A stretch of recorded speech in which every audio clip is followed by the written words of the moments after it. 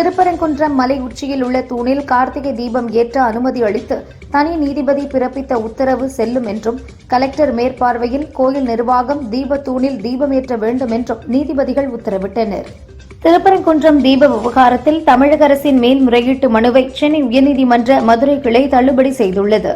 திருப்பரங்குன்றம் மலை உச்சியில் தேவஸ்தானம் தீபமேற்ற வேண்டும் என்று உத்தரவிட்டுள்ளனர்.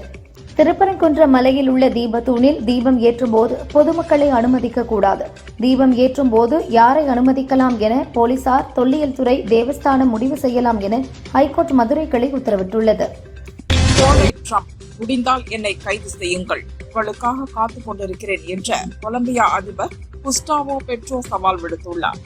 தமிழகத்தில் அரசியல் கட்சிகள் பொதுக்கூட்டம், ரோட் ஷோக்களுக்கான நிலையான வழிகாட்டு நெறிமுறைகளை தமிழக அரசு வெளியிட்டுள்ளது. மாணவர்களின் பெற்றோருக்கு நான் வைக்கும் வேண்டுகோள், மற்ற பிள்ளையுடன் நமது பிள்ளைகளை ஒப்பிட்டு பார்க்காதீர்கள் என அமைச்சர் மகேஷ் தெரிவித்தார். கிரீன்லாந்துக்கு அதிபர் டிரம்ப் உரிமை கோரும் நிலையில் அந்த பகுதி அங்கு வாழும் மக்களுக்கு சொந்தமானது என ஐரோப்பிய தலைவர்கள் கூட்டாக அறிக்கை வெளியிட்டுள்ளனர்.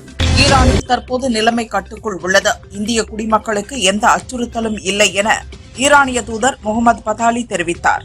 அவாமி லீக் கட்சியின் உத்தரவின் பேரில் அரசியல் பழிவாங்கல் காரணமாக வங்கதேச மாணவர்கள் அமைப்பின் தலைவர் ஷெரீப் ஓஸ்மான் ஹாதி கொல்லப்பட்டதாக வங்கதேச போலீசார் தெரிவித்தனர். வெனிசுலாவின் அதிபர் நிக்கோலஸ் மடுரோ அமெரிக்க ராணுவத்தினரால் கைது செய்யப்பட்டதை தொடர்ந்து அந்நாட்டின் துணை அதிபரான டெல்சி ரோட்ரிக்ஸ் முறைப்படி இடைக்கால அதிபராக பொறுப்பேற்றார். வெனிசுலாவுக்கு உடனடி தேர்தல் கிடையாது என அதிபர் ட்ரம்ப் தெரிவித்துள்ளார். அமைச்சர் ரகுபதியின் பேச்சு திமுக அரசின் இந்து மத விரோத மனநிலையை மீண்டும் நிரூபித்திருக்கிறது என்று தமிழக பாரதிய ஜனதா முன்னாள் தலைவர் அண்ணாமலை கூறியுள்ளார். பாகிஸ்தானைச் சேர்ந்த ஒருவரை திருமணம் செய்த சீக்கிய பெண் சரப்ஜித் கவுரின் நாடு கடத்தல் நடவடிக்கையை பாகிஸ்தான் உள்துறை அமைச்சகம் திடீரென நிறுத்தி வைத்துள்ளது. திருப்பதி ஏழுமலையான் கோயிலில் ஜனவரி 9ஆம் தேதி முதல் அந்தந்த நாட்களுக்கு உண்டான ஸ்ரீ வாணி தரிசன டிக்கெட்டுகள் ஆன்லைனில் வழங்கி அதே நாளில் சாமி தரிசனம் செய்து வைக்க தேவஸ்தானம் முடிவு செய்துள்ளது. லோக்சபா தேர்தலில் மாநில ஆட்சியில் பங்கு கேட்பது பொருத்தமற்றது. பாடத்திட்டத்திற்கு வெளியே கேள்வி கேட்பது போல் உள்ளது. சட்டசபை தேர்தல் என்பதால் தான் ராஜேஷ்குமார் போன்றோர் ஆட்சியில் பங்கு கேட்கின்றனர் என காங்கிரஸ் எம்பி மாணிக்கம் தாக்கூர் தெரிவித்தார். திருப்பரங்குன்றத்தில் தீபம் ஏற்றலாம் என்ற தீர்ப்பை எதிர்த்து மேல்முறையீடு செய்வோம் என மீண்டும் வீணாக குட்டிக்கரணம் அடித்து துவங்கியிருக்கிறது திமுக அரசு. அராஜக திமுக அரசின் கொட்டம் தேர்தலில் அடக்கப்படும் என நைனா நாகேந்திரன் கூறியுள்ளார். திமுக அரசு தனது அப்பட்டமான அதிகார துஷ்பிரயோகத்தை நிறுத்தி முருக பக்தர்கள் தீபத்தூணில் தீபம் ஏற்ற அனுமதிப்பதன் மூலம் சட்டத்தின் ஆட்சியை மதிக்கும் என்று நாங்கள் நம்புகிறோம் என அண்ணாமலை தெரிவித்தார். திருப்பரங்குன்றம் தீபத்தூணில் தீபம் ஏற்றலாம் என்ற தீர்ப்பு வரலாற்று சிறப்புமிக்கது. இது முருக பக்தர்களின் உணர்விற்கு கிடைத்துள்ள மாபெரும் வெற்றி. வெற்றிவேல் வீரவேல் என மத்திய அமைச்சர் எல் முருகன் கூறியுள்ளார். திருப்பரங்குன்றம் தீர்ப்பு திருப்பத்தை தரும் தீர்ப்பு, திமுகவை திருப்பி அனுப்பக்கூடிய தீர்ப்பு. ஹைகோர்ட் கண்டனத்தையும் மக்களின் கண்டனத்தையும் பெற்ற திமுக அரசு கண்டிப்பாக வீட்டுக்கு அனுப்பப்படும் என தமிழிசை கூறியுள்ளார். வெனிசுலாவின் புதிய அதிபர் டெல்சி ரோட்ரிக்ஸ் அமெரிக்காவின் அறிவுரைகளை ஏற்று செயல்படாவிட்டால் மோசமான விளைவுகளை சந்திக்க நேரிடும் என அமெரிக்க அதிபர் ட்ரம்ப் எச்சரிக்கை விடுத்துள்ளார். திருப்பரங்குன்றம் மலை உச்சியில் தீபம் ஏற்றலாம் என்று ஹைகோர்ட் பிறப்பித்த உத்தரவு நடுநிலையானது என தமாக தலைவர் ஜி.கே. வாசன் கருத்து தெரிவித்துள்ளார். திருப்பரங்குன்றத்தில் தீபம் ஏற்றலாம் என்ற ஹைகோர்ட் மதுரை கிளையின் தீர்ப்பை எதிர்த்து தமிழக அரசு மேல்முறையீடு செய்யும் என அமைச்சர் ரகுபதி கூறினார். முதல்வர் ஸ்டாலின் தலைமையில் தமிழக அமைச்சரவை கூட்டம் இன்று கூடியது. வரும் 20ஆம் தேதி தமிழக பேரவை கூட்டத்தொடர் கூட உள்ள நிலையில் அமைச்சரவை கூட்டம் நடைபெற்றது. தமிழ்நாடு உறுதியளிக்கப்பட்ட ஓய்வூதிய திட்டம், டாப்ஸ் மற்றும் உங்க கனவை சொல்லுங்க ஆகிய திட்டங்களுக்கு அமைச்சரவை கூட்டத்தில் ஒப்புதல் அளிக்கப்பட்டது. மேலும் 4 புதிய தொழில் முதலீடுகளுக்கும் ஒப்புதல் அளிக்கப்பட்டது. கவர்னர் உரையில் இடம்பெற வேண்டிய அம்சங்கள் குறித்தும் ஆலோசிக்கப்பட்டது. பொங்கல் பரிசு தொகை மற்றும் பரிசு தொகுப்பு வழங்கும் திட்டத்தை வரும் 8ஆம் தேதி முதல்வர் ஸ்டாலின் தொடங்கி வைக்கிறார். திமுக ஆட்சியில் ரூபாய் 4 லட்சம் கோடி அளவுக்கு ஊழல் நடைபெற்றுள்ளதாகவும் ஊழல் குறித்து விசாரிக்க கோரி கவர்னர் ரவியை நேரில் சந்தித்து எதிர்க்கட்சித் தலைவர் எடப்பாடி பழனிசாமி மனு அளித்துள்ளார். திமுகவுக்கு தோல்வி பயம் வந்துவிட்டது. தோல்வி பயம் காரணமாக அடுத்தடுத்த அறிவிப்புகளை திமுக வெளியிடுகிறது என அதிமுக பொதுச் செயலாளர் பழனிசாமி குற்றம் சாட்டினார். 2021இல் பொங்கல் பரிசாக ரூபாய் 5000 வழங்க வேண்டும் என அன்று ஸ்டாலின் வலியுறுத்தினார். ஆனால் தற்போது பொங்கல் பரிசாக ரூபாய் 3000 வழங்கப்படும் என அறிவித்துள்ளார். ஏன் ரூபாய் 5000 அறிவிக்கவில்லை என எடப்பாடி பழனிசாமி கேள்வி எழுப்பியுள்ளார். பொங்கல் பண்டிகையை முன்னிட்டு 34,084 சிறப்பு பஸ்கள் இயக்கப்படும் என்றும் பொங்கல் முடிந்து திரும்பும் பயணிகளுக்காக ஜனவரி 16 முதல் 19 வரை 25,008 பஸ்கள் இயக்கப்படும் என்றும் அமைச்சர் சிவசங்கர் தெரிவித்துள்ளார். கரூர் சம்பவம் தொடர்பாக ஜனவரி 12ஆம் தேதி நேரில் ஆஜராகி விளக்கமளிக்கும்படி தாவேக தலைவர் விஜய்க்கு சிபிஐ சம்மன் அனுப்பியுள்ளது. ஜனநாயகன் படத்திற்கு தணிக்கை சான்றிதழ் வழங்க கோரிய வழக்கை விசாரித்த சென்னை ஹைகோர்ட், படத்தை ஏன் மறு ஆய்வுக்குழுக்கு அனுப்பினீர்கள், அதற்கான ஆவணங்களை நாளை தாக்கல் செய்ய வேண்டும் என்று சென்சார் போர்டுக்கு உத்தரவிட்டது. தணிக்கை சான்றிதழ் வழங்காமல் இவ்வளவு தூரம் இழுபறி செய்ய அவசியமில்லை. இதன் தெலுங்கு பதிப்பை பார்த்தேன், அதில் கூட நெருக்கடி கொடுக்கும் அளவிற்கு ஒன்றும் இல்லை என ஜனநாயகன் படத்திற்கு தணிக்கை தாமதமாவது குறித்த கேள்விக்கு சீமான் பதிலளித்தார். ஜனநாயகன் திரைப்படத்திற்கு தணிக்கை சான்றிதழ் வழங்காவிட்டால் அது கடுமையான பின்விளைவுகளை ஏற்படுத்தும் என காங்கிரஸ் முன்னாள் மாநில தலைவர் KS அழகிரி கூறினார். ஆட்சியிலும் பங்கு, அதிகாரத்திலும் பங்கு என்கின்ற சுயமரியாதை முழக்கமே 2026 தமிழக சட்டசபை தேர்தல் களத்தின் முடிவுகளை தீர்மானிப்பதாயிருக்கும் என தவிக நிர்வாகி ஆதவ் அர்ஜுனா தெரிவித்துள்ளார். பொறுப்பை தட்டி கழிக்காமல் பொது இடங்களில் உள்ள மதுக்கடைகளை உடனடியாக மூட முதல்வர் ஸ்டாலின் ஆணையிட வேண்டும் என பாமக நிறுவனர் ராமதாஸ் வலியுறுத்தியுள்ளார். உத்தரப்பிரதேசத்தில் SIR படிகளுக்கு பிறகு வரைவு வாக்காளர் பட்டியல் வெளியிடப்பட்டது. இதில் 2.89 கோடி வாக்காளர்களின் பெயர்கள் நீக்கப்பட்டுள்ளன. பொங்கல் தொகுப்பு வழங்க ஏதுவாக வரும் 9ஆம் தேதி ரேஷன் கடைகளுக்கு வேலை நாளாக அறிவித்து உணவு வழங்கல் துறை இயக்குநர் உத்தரவிட்டுள்ளார். இதற்கு மாற்றாக பிப்ரவரி 7ஆம் தேதி விடுமுறை அறிவிக்கப்பட்டுள்ளது. திமுகவையும் மறைமலை நகர் நகராட்சியையும் கண்டித்து வரும் 8ஆம் தேதி அதிமுக சார்பில் மாபெரும் கண்டன ஆர்ப்பாட்டம் நடத்தப்படும் என அக்கட்சியின் பொதுச் செயலாளர் பழனிசாமி அறிவித்துள்ளார். மாணவர்கள் IPS IFS ஆக உருவாக தமிழக அரசு வழங்கும் லேப்டாப் உதவியாக இருக்கும். அரசு பள்ளிகளில் படித்தவர்கள் கூகுள், மைக்ரோசாப்டில் வேலை செய்கின்றனர் என துணை முதல்வர் உதயநிதி கூறியுள்ளார். உங்களது இசையைப் போலவே நீங்களும் என்றும் இளமையோடும் துள்ளலோடும் திகழ்ந்து தொடர்ந்து சாதனைகளை படைத்திட விழைக்கிறேன் என இசையமைப்பாளர் AR ரகுமானுக்கு முதல்வர் ஸ்டாலின் பிறந்த நாள் வாழ்த்து தெரிவித்துள்ளார். அமித்ஷா அலை பட்டி தொட்டி எல்லாம் பரவுவதாக அண்ணாமலை கூறுவது அவருக்கே நியாயமாக உள்ளதா? அமித்ஷா அலை தமிழகத்தில் எப்போதும் வீசாது என காங்கிரஸ் MP மாணிக்கம் தாக்கூர் கூறினார். பலமுறை நீதிமன்றத்திடம் குட்டு வாங்கியும் திருந்தாமல் திரும்ப திரும்ப இந்து விரோத விஷத்தை உமிழ்ந்து கொண்டே இருக்கும் திமுக அரசு தனது அராஜக கொட்டத்தாலேயே கோட்டையில் இருந்து துரத்தி அடிக்கப்படும் என நயினார் நாகேந்திரன் கூறியுள்ளார். தமிழகத்தில் கூட்டணி இல்லாமல் எந்த கட்சியும் ஆட்சி அமைக்க முடியாது. ராகுலின் பலத்தை பார்த்துதான் எங்களுடன் மற்ற கட்சிகள் கூட்டணி வைக்கின்றன என்று காங்கிரஸ் MP மாணிக்கம் தாக்கூர் கூறினார். காலை உணவு திட்டம் போலவே இலவச லேப்டாப் வழங்கும் திட்டமும் திமுக அரசின் மோசடி நாடகம். கடந்த 4.5 ஆண்டுகளாக லேப்டாப் வழங்காமல் தேர்தலுக்காக திமுக நடத்தும் நாடகத்தை மாணவர்கள் நன்கு அறிவார்கள் என பாஜக MLA வானதி கூறியுள்ளார். உங்கள் கனவை சொல்லுங்க என்ற புதிய திட்டத்தை ஜனவரி 9ஆம் தேதி முதல்வர் ஸ்டாலின் தொடங்கி வைக்கிறார். இத்திட்டம் மூலம் 2030க்குள் நாம் என்னவெல்லாம் செய்யலாம் என்ற ஒரு மிஷனரி டாக்குமெண்டை உருவாக்க முடியும் என முதல்வர் கருதுவதாக அமைச்சர் மகேஷ் கூறினார். திராவிட மாடல் அரசு சிறப்பாக செயல்படுவதாக மனிதநேய ஜனநாயக கட்சி தலைவர் தமிமுன் அன்சாரி பாராட்டு தெரிவித்துள்ளார். மக்களின் நம்பிக்கைக்குரிய கட்சியாக திகழும் திமுக கூட்டணி கட்சிகள் வலிமையாக இருக்கவும் சலசலப்புகளை தவிர்க்க வேண்டும் என்றார். இலங்கை ராணுவத்தால் சிறைபிடிக்கப்பட்டுள்ள காரைக்கால் மீனவர்களை விரைந்து விடுவிக்க நடவடிக்கை எடுக்க வலியுறுத்தி வெளியுறவுத்துறை அமைச்சர் ஜெய்சங்கருக்கு முதல்வர் ரங்கசாமி கடிதம் எழுதியுள்ளார். பொங்கல் பரிசு தொகையை 3,000 ரூபாயிலிருந்து 8,000 ரூபாயாக உயர்த்தி வழங்க வேண்டும் என தமிழக பாஜக வலியுறுத்தியுள்ளது. பாஜக ஆட்சி அமைந்தது முதல் இந்தியாவில் கிறிஸ்தவர்கள் மீதான தாக்குதல் அதிகரித்துள்ளதாக விசிக தலைவர் திருமாவளவன் குற்றம் சாட்டியுள்ளார். திருப்பரங்குன்றம் விவகாரத்தில் இந்துக்கள் கொள்கையில் உறுதியாக இருந்து வெற்றி பெறுபவர்கள் என்பதை நிரூபித்துள்ளனர் என பாஜக மூத்த தலைவர் ராஜா கூறினார். திருப்பரங்குன்றம் வழக்கில் வழங்கப்பட்ட தீர்ப்புக்கு எதிராக தமிழக அரசு சுப்ரீம் கோர்ட்டில் உடனே மேல்முறையீடு செய்ய வேண்டும் என SDPI மாநில தலைவர் நெல்லை முபாரக் வலியுறுத்தியுள்ளார். தேர்தல் வாக்குறுதிகளை நிறைவேற்றாத திமுக அரசு உங்கள் கனவை சொல்லுங்கள் திட்டத்தை அறிவித்திருப்பது வெட்கக்கேடானது. இதுபோன்ற மோசடி திட்டங்களை அறிவித்து ஆட்சியாளர்கள் மக்களை ஏமாற்ற துடிக்கிறார்கள் என அன்புமணி விமர்சித்துள்ளார். கூட்டணி கட்சிகளின் வாக்குகளை தங்கள் ஆட்சி அதிகாரத்திற்காக கபலீகரம் செய்யும் தந்திர அரசியல் இனி தமிழகத்தில் ஈடுபடாது. தேவைக்கு கூட்டணி கட்சிகளை பயன்படுத்திவிட்டு தூக்கி போடுவது பண்ணையார் மனநிலை இல்லையா என ஆதவ் அர்ஜுனா கேள்வி எழுப்பியுள்ளார். முதல்வர் ஸ்டாலின் மீது தனக்கு ஒரே வருத்தம்தான். இபிஎஸ் மற்றும் அதிமுக அமைச்சர்கள் மீது ஊழல் குற்றச்சாட்டுகளில் ஏன் நடவடிக்கை எடுக்கவில்லை? அனைவரிடத்திலும் தாயுள்ளத்தோடு நடந்து கொள்வது போல் அதிமுகவினர் மீதும் அவர் தாயுள்ளத்தோடு நடந்து கொள்கிறார் என செல்வம் பெருந்தகை கூறியுள்ளார். திருச்சி தனியார் ஹாஸ்பிட்டலில் கிட்னி திருடப்பட்டதாக எழுந்த புகாரை விசாரிக்க சிறப்பு விசாரணை குழு அமைக்கப்பட்டுள்ளது. விசாரணை அறிக்கையை 3 நாட்களுக்குள் சமர்ப்பிக்கவும் உத்தரவிடப்பட்டுள்ளது. செங்கோட்டையன் தவேகாவிற்கு சென்றதால் அதிமுகவிற்கு எந்த சேதாரமும் இல்லை. தவேகாவிற்கு சென்று அவர் என்ன சாதனை செய்ய போகிறார் என முன்னாள் அமைச்சர் வைகை செல்வன் கேள்வி எழுப்பியுள்ளார். திமுக ஆட்சி ஊழல் ஆட்சி, குடும்ப ஆட்சி. உதயநிதியை முதல்வராக்க எதையும் செய்ய முதல்வர் ஸ்டாலின் தயாராகிவிட்டார் என நயினார் நாகேந்திரன் கூறினார். கிழமை நீதிமன்றங்களில் இ ஃபைலிங் நடைமுறையை எதிர்த்து வக்கீல்கள் போராட்டம் நடத்தி வரும் நிலையில் இவ்விவகாரத்தில் பொங்கல் பண்டிகைக்கு பிறகு உரிய முடிவு எடுக்கப்படும் என சென்னை ஹைகோர்ட் தலைமை நீதிபதி அமர்வு அறிவித்துள்ளது. டெல்லி முகன்பூர் நகரில் உள்ள அடுக்குமாடி குடியிருப்பின் 5வது மாடியில் ஏற்பட்ட தீ விபத்தில் மெட்ரோ ரயில் நிலைய உதவி பொறியாளர் அஜய் விமல், அவரது மனைவி மற்றும் 10 வயது மகள் உயிரிழந்தனர்.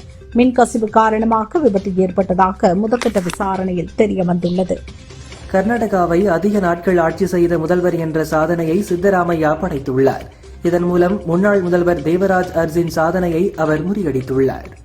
இந்திய கிரிக்கெட் வீரர் முகமது ஷமிக்கு தேர்தல் ஆணையம் சம்மன் அனுப்பியுள்ளது. எஸ்ஐஆர் படிவத்தை சரியாக பூர்த்தி செய்யாததால் உரிய ஆவணங்களுடன் வரும் 11ஆம் தேதிக்குள் வாக்குச்சாவடியில் நேரில் ஆஜராகி விளக்கமளிக்க அறிவுறுத்தியுள்ளது.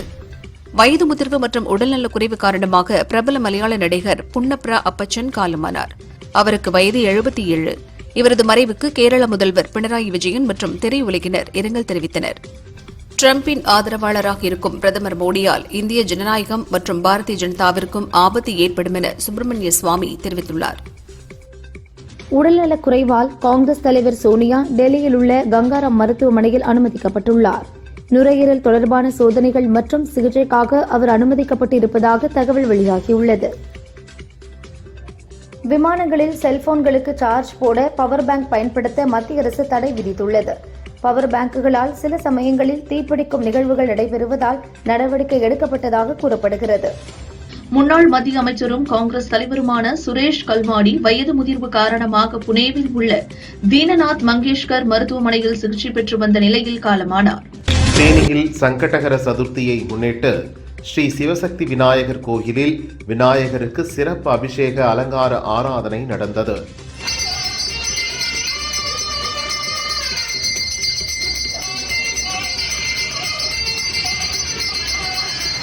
ஸ்ரீரங்கம் கோயிலில் வைகுண்ட ஏகாதசி விழா 48ஆம் திருநாளில் திருமங்கை மன்னன் வேடுபரி உற்சவம் நடந்தது.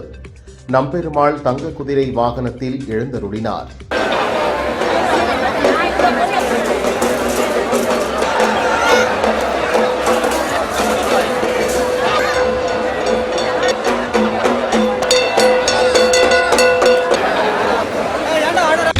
காஞ்சிபுரம் ஸ்ரீ பெரும்புதூர் அடுத்த வல்லக்கோட்டையில் மார்கழி செவ்வாயையொட்டி சுப்பிரமணிய சுவாமி சிறப்பு அலங்காரத்தில் அருள் பாலித்தார். அரோகரா கோஷத்துடன் திரளான பக்தர்கள் முருகனை வழிபட்டனர். திருவண்ணாமலை அருணாச்சலேஸ்வரர் கோயிலில் உத்திராய புண்ணிய கால பிரம்மோற்சவத்தை முன்னிட்டு சிவாச்சாரியார் வேதமந்திரங்கள் முழங்க தங்க கொடிமரத்தில் கொடியேற்றினர். ஏராளமான பக்தர்கள் வழிபட்டனர். நாமக்கல் மண்டலத்தில் முட்டை கொள்முதல் விலை 20 காசுகள் குறைந்து ஒரு முட்டை விலை 6 ரூபாயாக நிர்ணயம் செய்யப்பட்டது. தமிழகத்தில் அரசியல் கட்சிகளின் பொதுக்கூட்டங்கள் மற்றும் ரோட் ஷோக்கள் தொடர்பான இறுதி வழிகாட்டு நெறிமுறைகளை வெளியிடாததை அடுத்து தமிழக தலைமைச் செயலர், உள்துறை செயலர், டிஜிபிக்கு நோட்டீஸ் அனுப்பப்பட்டுள்ளது. திருப்பரங்குன்றம் மலையில் உள்ள தீபத்தூணில் தீபம் ஏற்றுவது தொடர்பாக மதுரை ஹைகோர்ட் அமர்வு அளித்துள்ள தீர்ப்பு என்பது இந்துக்கள் முருக பக்தர்களின் உரிமையை நிலைநாட்டிய வரலாற்று சிறப்புமிக்க தீர்ப்பு. இதை மனதார வரவேற்கிறேன் என இந்து முன்னணி மாநில தலைவர் காடேஸ்வரா சுப்பிரமணியம் தெரிவித்துள்ளார். பொங்கல் சிறப்பு பஸ் பயணத்திற்காக கிளாம்பாக்கத்தில் 10 இடங்களிலும், கோயம்பேட்டில் 1 இடத்திலும் என மொத்தம் 11 முன்பதிவு மையங்கள் அமைக்கப்படுகிறது. சென்னை மெரினா கடற்கரை கூவம் முகத்துவாரம் அருகில் குடிநீர் வழங்கல் துறை சார்பில் கட்டப்பட்டுள்ள 1088 சதுர மீட்டர் பரப்பளவிலான ஒருங்கிணைந்த நீர்த்தேக்க மேலாண்மை மைய கட்டிடத்தை துணை முதல்வர் உதயநிதி திறந்து வைத்தார். பெரம்பலூர், கிருஷ்ணகிரி, ராணிப்பேட்டை, சேலம் ஆகிய 4 மாவட்ட நீதிமன்றங்களுக்கு வெடிகுண்டு மிரட்டல் விடுக்கப்பட்டுள்ளது. மோப்பனாய் உதவியுடன் நீதிமன்றங்களில் போலீசார் சோதனையில் ஈடுபட்டனர். திருப்பரங்குன்றம் தீபத்தூணில் தீபம் ஏற்ற வேண்டும் என்ற ஹைகோர்ட் மதுரை கிளையின் தீர்ப்பை அமல்படுத்த வேண்டும் என மத்திய அமைச்சர் பியூஷ் கோயல் கூறியுள்ளார். மயிலாடுதுறை, திருவாரூர், தஞ்சை, நாகை, புதுக்கோட்டை ஆகிய 5 மாவட்டங்களுக்கு வரும் 9ஆம் தேதியும், செங்கல்பட்டு, விழுப்புரம், கடலூர் ஆகிய 3 மாவட்டங்களுக்கு வரும் 10ஆம் தேதியும் மிக கனமழைக்கான ஆரஞ்சு அலர்ட் விடுக்கப்பட்டுள்ளது.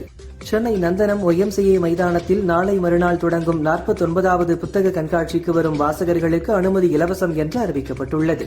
முதல்வர் ஸ்டாலின் கண்காட்சியை தொடங்கி வைக்கிறார். ராமநாதபுரம் மற்றும் தேனியில் 10 அம்ச கோரிக்கைகளை வலியுறுத்தி ஆர்ப்பாட்டத்தில் ஈடுபட்ட அங்கன்வாடி ஊழியர்களை போலீசார் கைது செய்தனர். சென்னை கந்தன்சாவடி பகுதியில் நீண்ட நாட்களாக நிலவும் குடிநீர் பிரச்சினையை சரி செய்யவும், பொங்கலுக்குள் இந்த பகுதியிலும் மின் விளக்குகள் இல்லாமல் இருக்கக்கூடாது என அங்கு ஆய்வுக்கு சென்ற MLA அரவிந்த் ரமேஷ் அதிகாரிகளுக்கு உத்தரவிட்டார். போதை கலாச்சாரத்தை கண்டிப்பாக ஒழிக்க வேண்டும். சிறுவர்கள் கையில் கத்தி எடுத்துக் கொண்டு ரீல்ஸ் போடுவதை பார்த்தால் பயமாகவும் வருத்தமாகவும் உள்ளது என நடிகை CR சரஸ்வதி கூறினார். சென்னை தீவுத்திடலில் தமிழக அரசு விரைவு போக்குவரத்து கழகத்திற்கு அதிநவீன 61 புதிய பஸ்களின் சேவையை துணை முதல்வர் உதயநிதி கொடியசைத்து தொடங்கி வைத்தார். தமிழ்நாடு அங்கன்வாடி ஊழியர்கள் மற்றும் உதவியாளர்கள் முதல்வரின் தேர்தல் வாக்குறுதி 313ஐ நிறைவேற்றக் கோரி காஞ்சிபுரம் கலெக்டர் ஆபீஸ் அருகே சாலை மறியலில் ஈடுபட்டனர். 300க்கும் மேற்பட்ட பெண்களை போலீசார் கைது செய்தனர். தமிழகத்தில் கறிக்கோழி விலை படிப்படியாக உயர்ந்து வருவதால் இறைச்சி பிரியர்கள் அதிர்ச்சியடைந்தனர்.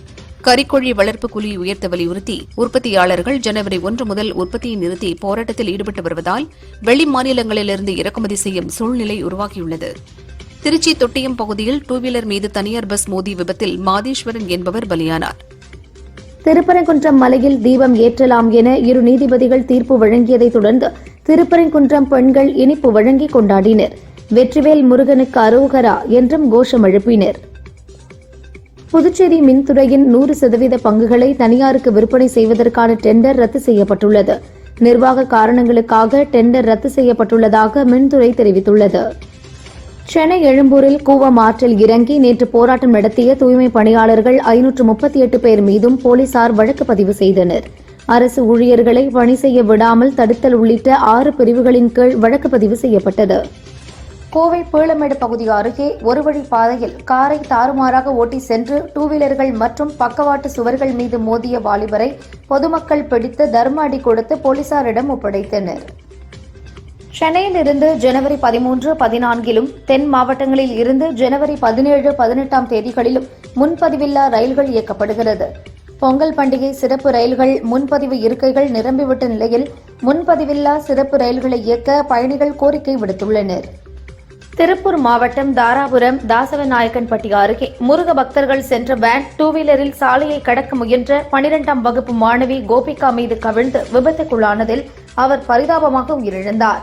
16 பக்தர்கள் காயமடைந்தனர். தங்கம் விலை சவரனுக்கு ரூபாய் 580 உயர்ந்து 1 சவரன் ரூபாய் 1,02,640க்கும், கிராமுக்கு ரூபாய் 70 உயர்ந்து 1 கிராம் ரூபாய் 12,830க்கும் விற்பனையாகிறது. வெள்ளி கிராமுக்கு ரூபாய் 5 உயர்ந்து 1 கிராம் ரூபாய் 271க்கு விற்பனை செய்யப்படுகிறது. வாரத்தில் 5 நாட்கள் மட்டுமே வேலை என்ற கோரிக்கையை வலியுறுத்தி வரும் 27ஆம் தேதி நாடு தழுவிய வேலை நிறுத்த போராட்டத்தில் ஈடுபடப் போவதாக ஒருங்கிணைந்த வங்கி ஊழியர்கள் கூட்டமைப்பு அறிவித்துள்ளது. பிராட்வே பஸ் ஸ்டாண்ட் தொடர்ந்து செயல்படும் என சென்னை மாநகர் போக்குவரத்து கழகம் தெரிவித்துள்ளது. தமிழகத்தில் வாக்காளர் பட்டியலில் பெயரை சேர்க்க ஜனவரி 4 வரை 11,71,700 பேர் படிவங்களை அளித்துள்ளனர். இந்த படிவங்கள் சரிபார்க்கப்பட்டு பிப்ரவரி 17ஆம் தேதி இறுதி வாக்காளர் பட்டியல் வெளியிடப்படும். செங்கல்பட்டு, விழுப்புரம், கடலூர், அரியலூர், திருச்சி, சிவகங்கை, ராமநாதபுரம் ஆகிய மாவட்டங்களுக்கு வரும் 9ஆம் தேதியும், சென்னை, திருவள்ளூர் உட்பட 12 மாவட்டங்களுக்கு வரும் 10ஆம் தேதியும் கனமழைக்கு வாய்ப்புள்ளதாக வானிலை மையம் தெரிவித்துள்ளது. வங்கக்கடலில் உருவான குறைந்த காற்றழுத்த தாழ்வுப் பகுதி ஆழ்ந்த காற்றழுத்த தாழ்வுப் பகுதியாக வலுப்பெற்றது. அடுத்த 48 மணி நேரத்தில் மேற்கு வடமேற்கு திசையில் இந்திய பெருங்கடல் பகுதியை நோக்கி நகரும் என வானிலை ஆய்வு மையம் தெரிவித்துள்ளது. நெல்லை மாவட்டம் புதுக்குடி கிராமத்தைச் சேர்ந்த ராம்குமார் என்ற வியாபாரியை காரில் குற்றாலத்திற்கு கடத்திச் சென்று குத்தி கொலை செய்த 3 பேரை போலீசார் கைது செய்தனர். கரூர் சுங்ககேட் பகுதியில் உள்ள தனியார் உடற்பயிற்சி கூடத்தில் நள்ளிரவில் ஆயுதத்துடன் நோட்டமிட்ட மர்ம நபர்களால் அப்பகுதி மக்கள் பீதியில் உள்ளனர். தற்போது இது தொடர்பான வீடியோ வெளியாகி அச்சத்தை ஏற்படுத்தியுள்ளது. ஜப்பான் வெளியுறவுத்துறை அமைச்சர் டோஷிமிட்சு மோதேகி ஜனவரி மாத இறுதியில் இந்தியாவுக்கு வருகை தரவுள்ளார். வெனிசுலாவில் நடந்த அமெரிக்க ராணுவ நடவடிக்கையின் போது தங்களது நாட்டைச் சேர்ந்த 32 அதிகாரிகள் கொல்லப்பட்டதாக கியூபா அதிகாரப்பூர்வமாக அறிவித்துள்ளது. மறு அறிவிப்பு வரும் வரை இந்தியர்கள் ஈரானுக்கு செல்வதை தவிர்க்க வேண்டும் என வெளியுறவு அமைச்சகம் உத்தரவிட்டுள்ளது. ஏற்கனவே அங்கு இருக்கும் இந்தியர்கள் பாதுகாப்பாக இருக்கவும் அறிவுறுத்தப்பட்டுள்ளனர். போதைப்பொருள் குற்றச்சாட்டுகளில் நான் குற்றவாளி அல்ல, நிரபராதி. நான் இன்னும் ஒரு நாட்டின் ஜனாதிபதிதான் என அமெரிக்க நீதிமன்றத்தில் ஆஜர்படுத்திய போது அதிபர் மதுரோ தெரிவித்துள்ளார்.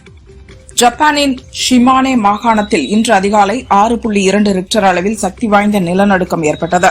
டோஹோகு நகரில் சாலைகளில் திடீரென பள்ளம் ஏற்பட்டதால் வாகனங்கள் சேதமடைந்தன. பீதியடைந்த மக்கள் சாலையில் தஞ்சமடைந்தனர். லடாக் எல்லையில் சீன ராணுவம் தன் படைகளின் எண்ணிக்கையை கடந்த ஓராண்டில் பாதியாக குறைத்தாலும் எல்லையோரங்களில் நம் நாட்டை விட 4 மடங்கு வேகத்தில் உட்கட்டமைப்புகளை உருவாக்கி வருவது செயற்கைக்கோள் புகைப்படங்கள் மூலம் தெரியவந்துள்ளது. KS ரவிக்குமார் இயக்கத்தில் ரஜினி, ரம்யா கிருஷ்ணன், சௌந்தர்யா நடித்த படையப்பா படம் 26 ஆண்டுகளுக்கு பிறகு டிசம்பர் 12இல் ரஜினி பிறந்த நாளைக்கு ரீ-ரிலீஸ் ஆனது. இதன் 25வது நாளை ஒட்டி KS ரவிக்குமார், ரம்யா கிருஷ்ணன், தயாரிப்பாளர் தேனப்பன் ஆகியோர் ரஜினியின் வீட்டில் அவரை சந்தித்து பேசினர். இந்த படையப்பா ரீயூனியன் புகைப்படங்கள் வைரலாகியுள்ளன. கீது மோகன்தாஸ் இயக்கத்தில் யஷ் நடிக்கும் டாக்ஸிக் படத்தில் நடிகைகள் நயன்தாரா, கியாரா அத்வானி, ஹூமா குரேஷி, தாரா சுட்டாரியா, ருக்மணி வசந்த் உள்ளிட்டோர் நடிக்கின்றனர். மார்ச் 19இல் வெளியாகிறது. இதில் நடிக்கும் நடிகைகளின் கதாபாத்திர போஸ்டர்களை வரிசையாக படக்குழு வெளியிட்டு வருகிறது. அந்த வகையில் ருக்மணி வசந்த் மெல்லிசா கதாபாத்திரத்தில் நடிப்பதாக போஸ்டருடன் அறிவித்துள்ளார். தெலுங்கில் ரிதேஷ் ராணா இயக்கத்தில் சத்யா நாயகனாக நடிக்கும் படம் ஜெட்லி. இதில் ரியா சிங்கா என்பவர் நாயகியாக அறிமுகமாகிறார். இவர் 2024இல் நடந்த மிஸ் யூனிவர்ஸ் இந்தியா அழகி போட்டியில் பட்டம் வென்றவர். ஏற்கனவே ஐஸ்வர்யா ராய், பிரியங்கா சோப்ரா, சுஷ்மிதா சென், லாரா தத்தா, சுமன் ராவ் வரிசையில் இப்போது அழகியான ரியா சிங்காவும் சினிமாவிற்கு வந்திருக்கிறார். மாருதி இயக்கத்தில் பிரபாஸ் நடித்துள்ள தி ராஜா சாப் படம் மூலம் தெலுங்கில் அறிமுகமாகிறார் நடிகை மாளவிகா மோகனன். ஜனவரி 9இல் ரிலீஸ் ஆகிறது. மாளவிகா பேசுகையில், சில ஆண்டுகளுக்கு முன்பு விஜய் தேவரகொண்டாவுடன் காதல் கதை உள்ள படம் மூலம் தெலுங்கில் அறிமுகமாக இருந்தேன். ஆனால் அவர் லைக்கர் படத்தில் நடிக்க சென்றதால் அந்த வாய்ப்பு கை நழுவியது. தற்போது தி ராஜா சாப் படம் மூலம் அறிமுகமாகிறேன் என்றார். ஆதித்ய தர் இயக்கத்தில் ரன்வீர் சிங், அக்ஷய் கன்னா, சஞ்சய் தத், மாதவன், சாரா அர்ஜுன் உள்ளிட்டோர் நடித்த துரந்தர் படம் 31 நாளில் 1240 கோடி வசூலித்தது. 32 நாளில் இந்தியாவில் மொத்த வசூலாக 968 கோடியும் அதில் நிகர வசூலாக 825.70 கோடியையும் பெற்றுள்ளது. இதுவரை இந்தியாவில் அதிக நிகர வசூலை பெற்ற புஷ்பா 2 வசூலை விரைவில் தகர்க்க உள்ளது.